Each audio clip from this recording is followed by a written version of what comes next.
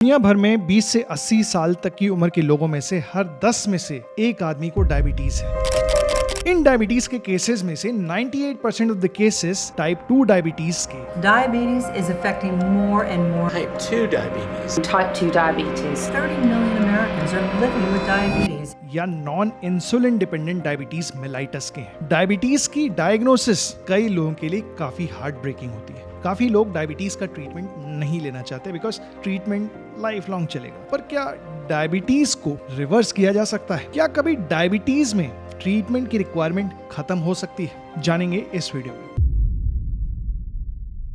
Video शुरू होते ही ये बता दूं कि डायबिटीज में रेमिशन या रिवर्सल की बात हमेशा टाइप 2 डायबिटीज मेलाइटस में होती है, ना कि टाइप 1 डायबिटीज में। टाइप 1 डायबिटीज में डायबिटीज रेमिशन तभी पॉसिबल है अगर आप आइलेट सेल्स, जो पैंक्रियाज में इंसुलिन सिक्रीटिंग बॉडीज होती हैं, आइलेट सेल्स जो होते हैं, उनके ट्रांसप्लांटेशन की अगर बात कर रहे हो। बट कितनी जगह आइलेट सेल ट्रांसप्लांटेशन हो रहा है? Very few, probably eight research level. तो डायबिटीज रेमिशन से हमारा मतलब क्या होता है? What is diabetes रेमिशन? डायबिटीज रेमिशन का मतलब होता है जो आपका HbA1c है, जो आपका 3 महीने का शुगर का कंट्रोल लेवल है, that is below 6.5 and this is without any medication. अगर आपका HbA1c परसिस्टेंटली 6.5% से नीचे बना हुआ है विदाउट एनी मेडिकेशन, तो इसको हम कहते हैं आपका डायबिटीज रेमिशन में चला गया है। कुछ लोग इसे टाइप 2 डायबिटीज मेलाइटस का रिवर्सल भी कहते हैं, but theoretically this is not reversal, this is only रेमिशन because आपका ब्लड शुगर लेवल दोबारा फिर से राइज कर सकता है। कितने टाइम तक आपका शुगर लेवल कंट्रोल में रहे without any medication to be called as कि हम इसको डायबिटीज का रेमिशन कह दें, तो डेफिनेशन वाइज 3 महीने। 3 महीने तक आपके अगर parameters, blood glucose parameters without medicine controlled हैं, तो इसे हम कहते हैं डायबिटीज का रेमिशन। इस रेमिशन a cure for type 2 diabetes. तो रेमिशन का फिनोमेना रिलेटिवली एक नया फिनोमेना है। इसके बारे में हमारे पास अभी बहुत ज़्यादा स्ट्रॉन्ग डेटा नहीं है, हमारे पास बहुत ज़्यादा इंफॉर्मेशन, बहुत ज़्यादा रिसर्च अवेलेबल नहीं है। We haven't fully understood it. We do not have enough evidence to say that remission is permanent. इसीलिए इसको हम remission कहते हैं, ना कि reversal. So how can you put diabetes into remission? तो डायबिटीज रेमिशन के बारे में जो स्ट्रॉन्गेस्ट एविडेंस है, जो क्लियर कट हमको एकदम पता है, वो ये है कि सब्सटैंशियल वेट लॉस से डायबिटीज के रेमिशन में जाने की चांसेस बढ़ जाते हैं। कितना वेट लॉस रिकमेंडेड है? तो अमेरिकन डायबिटीज एसोसिएशन कहता है कि डायबिटीज की डायग्नोसिस के बाद हर एक पेशेंट को at least 5% of their body weight reduce करने का देखना चाहिए। कुछ अवेलेबल डेटा ये कहती है कि अगर डायबिटीज की डायग्नोसिस के तुरंत बाद आप safely and quickly about 15 kgs of weight lose करते हैं, तो उससे आपके रेमिशन में जाने की चांसेस बढ़ जाते हैं। अब बात आती है डायबिटीज वेट लूज करने से रेमिशन में कैसे जा रहा है? ऐसा क्या हुआ कि वेट लूज किया आपने और डायबिटीज चला गया, गायब हो गया? तो ये समझने के लिए आपको ये जानना पड़ेगा वेट बढ़ने पे ऐसा क्या होता है कि जिससे कि डायबिटीज हो जाता है। टाइप 2 डायबिटीज मेलाइटस में 2 चीजें होती हैं। Number 1 insulin resistance, number 2 decreased insulin secretion.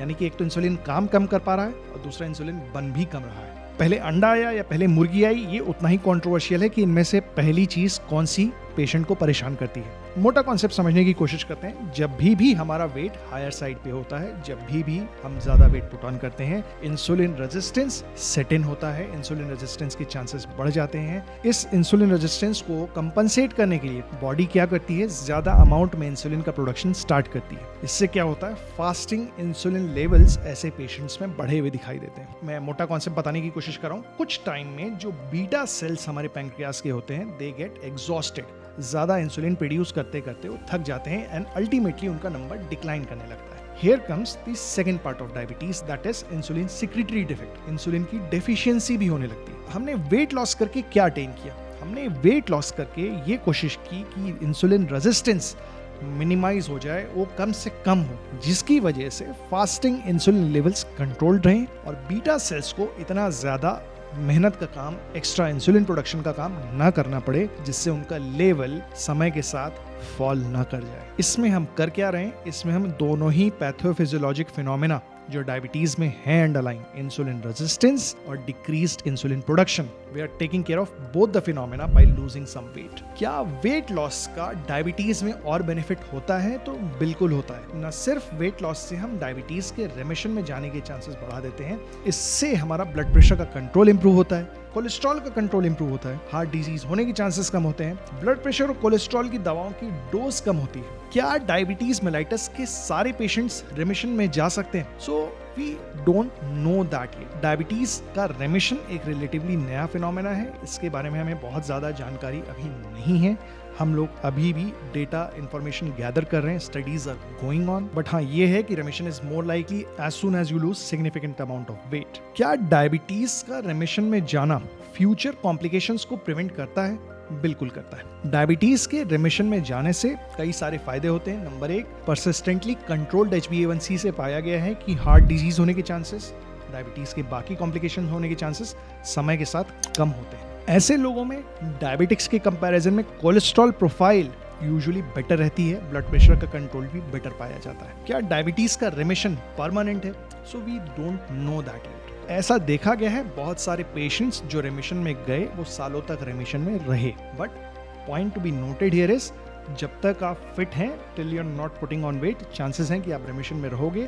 So you have to stay healthy, you have to keep moving. आपने मूव करना बंद किया, आपने वेट पुट ऑन किया, डायबिटीज का remission will not last long. जानने की बात यह है, remission is not a one off event. ऐसा नहीं हो के बस निकल आए इससे, ये दोबारा डायबिटीज की स्टेट में आप जा सकते हो। For staying in remission you have to stay healthy, you have to keep moving. अब भाई डायबिटीज का रेमिशन तो हो गया, इसका मतलब है आगे तो कोई टेस्ट की जरूरत ही नहीं है। तो ऐसा नहीं है। ऐसा कहा गया है कि आपको HbA1c का लेवल या अपने ग्लूकोज पैरामीटर्स का लेवल पीरियोडिकली फॉलो अप करके देखते रहना चाहिए।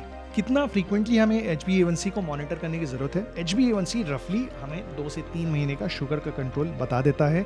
2 से 3 महीने से पहले यूजुअली HbA1c रिपीट करने की जरूरत नहीं होती है। किसी कारणवश अगर आपको ऐसा बताया गया था कि HbA1c is not an ideal parameter आपको अपना डायबिटीज फॉलो करने के लिए, उस केस में आपको अपना कौन सा ब्लड पैरामीटर फॉलो करना है? तो उस केस में you have to follow your fasting blood glucose levels.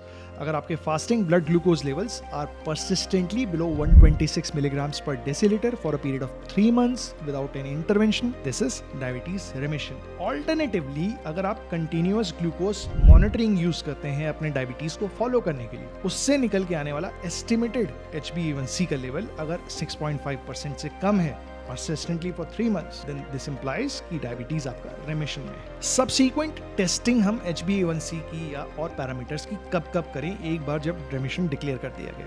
Periodically इसको देखते रहना चाहिए। डायबिटीज का लेट डायग्नोसिस प्रॉब्लमेटिक हो सकता है। ऐसा ना हो कि डायबिटीज रिकर किया आपको और आप हाथ पे हाथ धर के बैठे रहे। साल में एक बार जरूर रेमिशन के बाद भी आपको अपना HbA1c नाप के देखना चाहिए कि विद इन रेंज है या नहीं है। इन केस अगर वापस डिरेंज हो रहा है, see your endocrinologist, see your diabetologist और सी योर फिजिशियन।